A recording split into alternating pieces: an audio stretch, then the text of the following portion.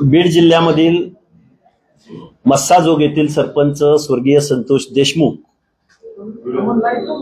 यांच्या मारेकऱ्यांना शिक्षा झाली पाहिजे आणि जेवढी कायद्यामध्ये जेवढी कठोरात कठोर शिक्षा असेल तेवढी शिक्षा झाली पाहिजे।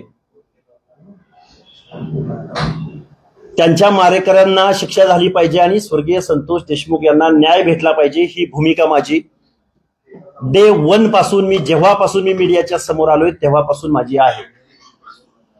माझा मीडियामध्ये कुठलाही बाईट, कुठलंही भाषण आणि कुठलाही बाईट काढा तुम्ही, त्यामध्ये मी कुठेही कधीही केव्हाही आरोपीचं समर्थन केलेलं नाही।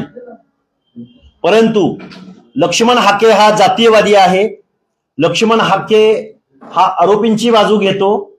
लक्ष्मण हाके वरती जीवे मारण्याच्या धमक्या, मी आता प्रेस घ्यायला आलो, या प्रेसच्या अगोदरच मला 1-2 मिनिटं अगोदरच मला जीवे मारण्याच्या धमकीचा कॉल आला।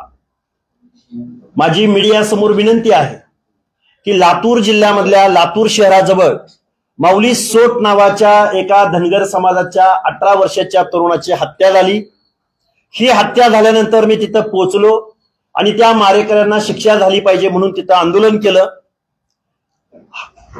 ही हत्या ऑनर किलिंगच्या माध्यमातून झाली, ऑनर किलिंगच्या प्रश्नातून झाली। धनगर समाजाचा मुलगा हा 18 वर्षाचा तरुण होता। उच्च जातीच्या लोकांनी, स्वतःची प्रतिष्ठा असलेल्या लोकांनी, जे गुन्हेगार आहेत, ज्यांच्याकडे पिस्टन आहे, ज्यांच्याकडे खुनासारखे याच्या अगोदर गुन्हे दाखल आहेत ज्यांच्या नावावरती, जे अभिमन्यू पवार यांच्या बरोबर ज्यांचे फोटो आहेत, अशा माणसानं या 18 वर्षाच्या धनगर समाजाच्या तरुणाची हत्या केली। हा मुलगा 18 वर्षाचा होता, ITI मध्ये शिकत होता, एका गरीब शेतकऱ्याच्या कुटुंबामधला तो मुलगा होता। मुलगी 20 वर्षाची होती, मुलाहून मोठी। मुलाच्या आई वडिलांनी नेहमी त्यांना जाऊन सांगितलं की ही तुमची मुलगी अशा अशा पद्धतीने वागते, म्हणजे त्यांच्या प्रतिष्ठेला शोभल असं मुलाच्या आई वडिलांची, भावाची कुठलीही चूक नसताना त्या मुलाची हत्या तर केलीच केली, पण त्याचबरोबर त्या मुलाच्या आईला, वडिलांना आणि भावाला सुद्धा मारहाण केली।